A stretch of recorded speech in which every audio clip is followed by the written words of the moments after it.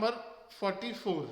अब इसमें आपको बैलेंस शीट दे रखी है, नोट्स टू अकाउंट दे रखे हैं और एडजस्टमेंट दे रखी है। तो जब भी क्वेश्चन में एडजस्टमेंट दे रखी होगी, पहले हम एडजस्टमेंट को सॉल्व करेंगे हमेशा, फिर हम बैलेंस शीट जैसे पहले करते आ रहे थे बिल्कुल वैसे ही करेंगे। तो पहले एडजस्टमेंट पढ़ लेते हैं। मैं थोड़ा सा इसे मूव कर रहा हूँ क्योंकि पहले एडजस्टमेंट में वर्किंग नोट्स में सॉल्व करूंगा, बैलेंस जो इसके बाद होगा। ठीक है, तो वर्किंग नोट्स में जो बैलेंस इसके नीचे कैश फ्लो के नीचे आपका जो है पहली एडजस्टमेंट है कि जो लोन लिया गया है वो 1 जुलाई 2016 को लिया गया है। ये कौन से लोन की बात हो रही है? ये लोन है नोट नंबर 2 में, देखो नीचे नोट्स टू अकाउंट्स में नोट नंबर 2 में 10% लॉन्ग टर्म लोन है। 60,000 से 80,000 हो गया है। अब सवाल ये उठता है कि ये बताने की जरूरत क्या है कि इस तारीख को लोन लिया गया है। ये उन्होंने इंटरेस्ट के लिए बताया है, क्योंकि लोन के लिए नहीं भी बताया तो हमें मालूम है कि 60 से अगर 80 हो गया है तो लोन लिया होगा। तो ये इंपॉर्टेंट नहीं है कि लोन लिया है, इंपॉर्टेंट है कि कौन सी तारीख को लिया है। तो इसकी वजह से इंटरेस्ट पे फर्क पड़ेगा। तो इसे कैसे करेंगे? आपको एडजस्टमेंट में जो आपको डेट दे रखी है वो डेट आप बिल्कुल बीचों बीच लिखें अपनी कॉपी के। 1 जुलाई क्वेश्चन में डेट है 1 जुलाई 2016। ईयर लिखने की जरूरत नहीं है, लिखना चाहो लिख दो। उसके बाद आपको जो बैलेंस शीट्स की डेट्स दे रखी हैं, लेफ्ट वाली डेट लेफ्ट में लिख दो 31 मार्च 17, और राइट वाली डेट राइट में लिख दो 31 मार्च 16। अभी पता चलेगा इसका एडवांटेज क्या होगा आपको। उसके बाद लोन की अमाउंट भी इनके नीचे लिख दो। 31 मार्च को लोन की अमाउंट थी 80,000 और 31 मार्च 2016 को लोन की अमाउंट थी 60,000। इसका मतलब ये हुआ कि 60,000 का लोन इस तारीख से इस तारीख के बीच रहा और इस तारीख से इस तारीख तक लोन 80,000 रहा। तो यहां से लेकर यहां तक कितना टाइम है? 31 मार्च से लेकर 1 जुलाई तक कितना टाइम हुआ बताओ? यहां से लेकर यहां तक, ईयर लिखना चाहो ईयर लिख दो 16। यहां से लेकर यहां तक कितना टाइम है? मंथ्स में आएगा 3 मंथ्स, यहां लिख दो 3 मंथ्स। और यहां से लेकर यहां तक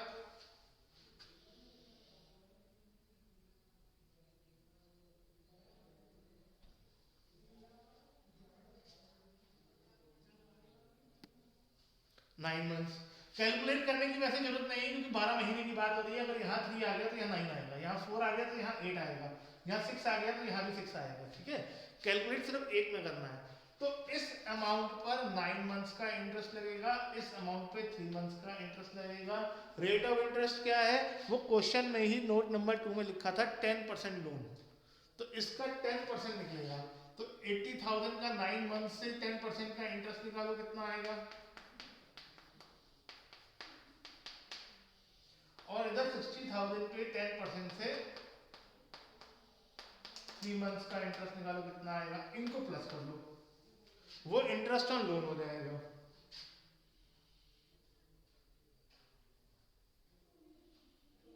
ये 6,000 और ये आएगा 1,500।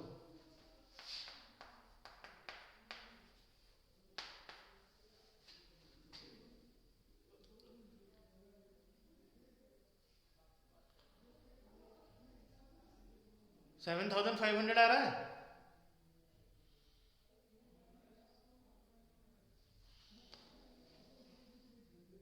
अब इस इंटरेस्ट ऑन लोन को हम अपनी कैश फ्लो स्टेटमेंट में लिखेंगे। Interest on loan cash flow statement में कहां कहां आता है? 2 जगह आता है। पहले हमने इंटरेस्ट ऑन डिवेंचर्स करा है। इंटरेस्ट ऑन लोन एक हमारे लिए नॉन ऑपरेटिंग एक्सपेंस है, तो यहां आ जाएगा इंटरेस्ट ऑन लोन 7,500। ठीक है, और दूसरी बार कहां आता है किसी को याद है? Interest on loan, interest on loan हमारे लिए फाइनेंसिंग एक्टिविटी है, इसलिए interest on loan financing activity में आएगा और माइनस में आएगा। माइनस में इसलिए क्योंकि लोन पर हम इंटरेस्ट पे करेंगे, इंटरेस्ट हम कैश में पे करते हैं लोन्स पर, ठीक है। तो ये पहली एडजस्टमेंट हो गई और उसको हमने दो जगह दिखा दिया पहली एडजस्टमेंट को। अब दूसरी एडजस्टमेंट की ओर बढ़ते हैं। दूसरी एडजस्टमेंट क्या कहती है? दूसरी एडजस्टमेंट में लिखा है tax 53,000 was paid during the year. आपको टैक्स पेड गिवन है।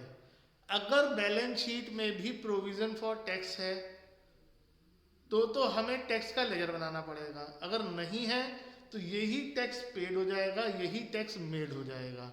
लेकिन बैलेंस शीट में आप देखें नोट नंबर 3 आपको प्रोविजन फॉर टैक्स दिखाई देगा। तो हमें वर्किंग नोट्स में प्रोविजन फॉर टैक्स का लेजर बनाना है।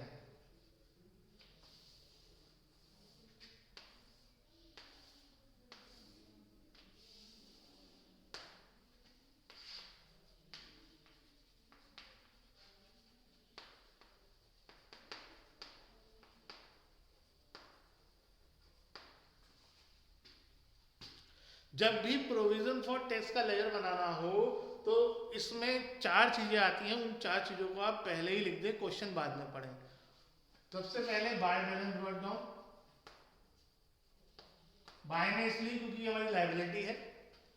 फिर बाय स्टेटमेंट ऑफ P&L, नहीं तो मन में एंट्री सोच लें। टैक्स मेड के लिए बाय स्टेटमेंट ऑफ P&L आ गया और पेड के लिए टू बैंक आ गया और टू बैलेंस कैरिड डाउन। जब भी आपको लेजर बनाने की जरूरत पड़ेगी आप ये 4 चीजें पहले से लिख दें।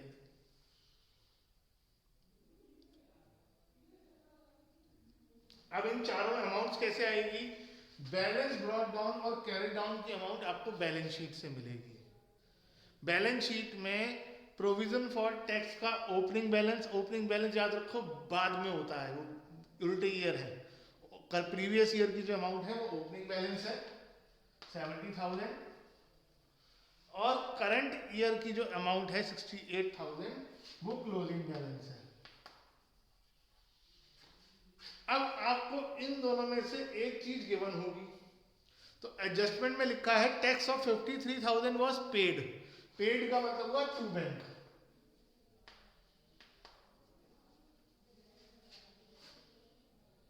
तो ये हमें निकालना है। इसके नीचे ब्रैकेट में लिख दो बैलेंसिंग फिगर और फिर बैलेंस करके निकाल लो कितना आएगा।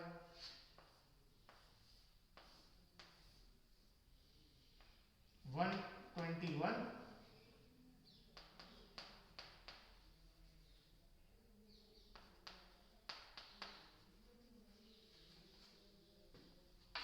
51,000।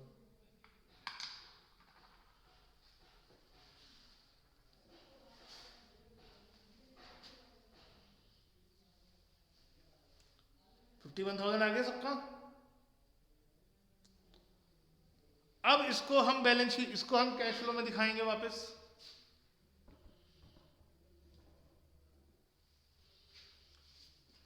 कैश फ्लो में टैक्स मेड हमने अभी निकाला 51,000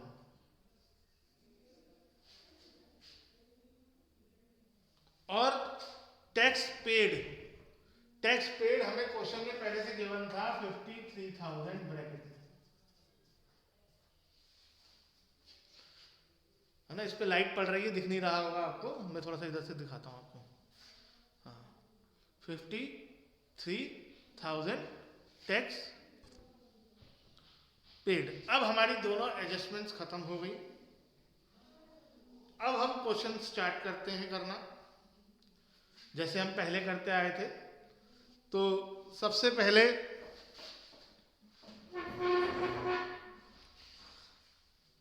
बैलेंस शीट में स्टार्ट करते हैं। सबसे पहले शेयर कैपिटल 1 लाख से 3 लाख हो गई।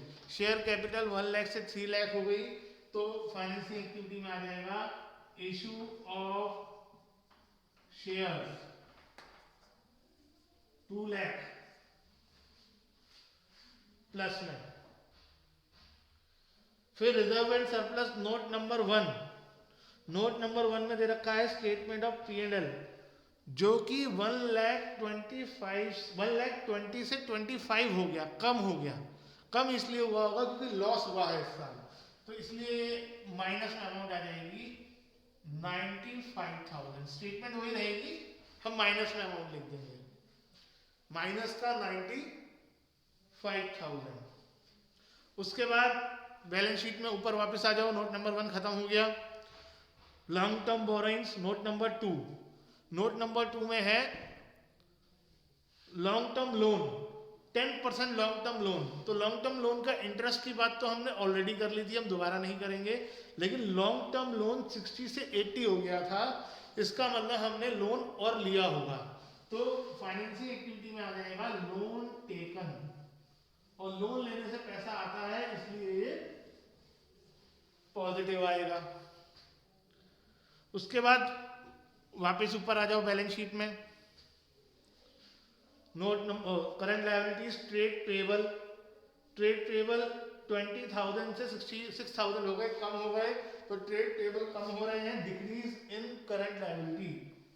ट्रेड पेबल कितने कम हो रहे हैं, 14,000 से, ब्रैकेट में।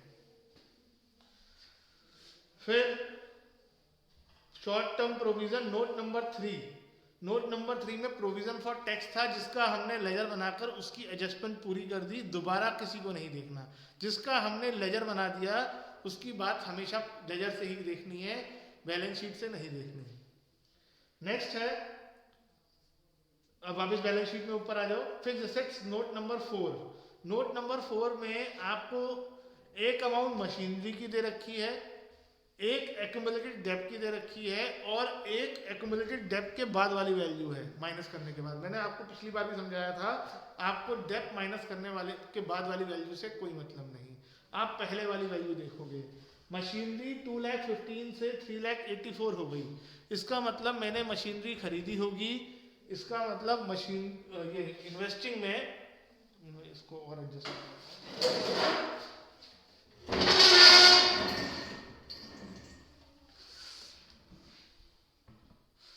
इसका मतलब इन्वेस्टिंग में परचेज ऑफ मशीनरी आ जाएगा,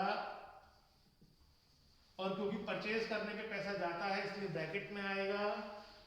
और कितने का परचेज है, 1,69,000।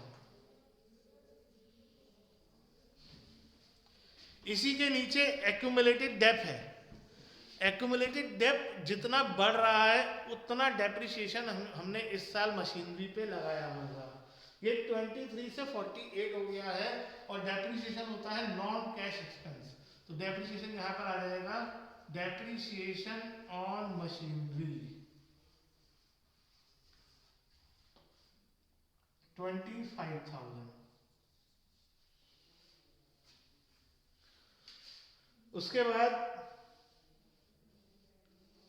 वापस ऊपर बैलेंस शीट में आ जाओ, इन्वेंट्रीज बढ़ रही हैं, तो यहां लेस में आ जाएगा, इन्वेंट्रीज 7,000 से बढ़ रही है। फिर ट्रेड रिसीवेबल कम हो रहे हैं, तो यहां आ जाएगा 14,000 से कम हो रहे हैं।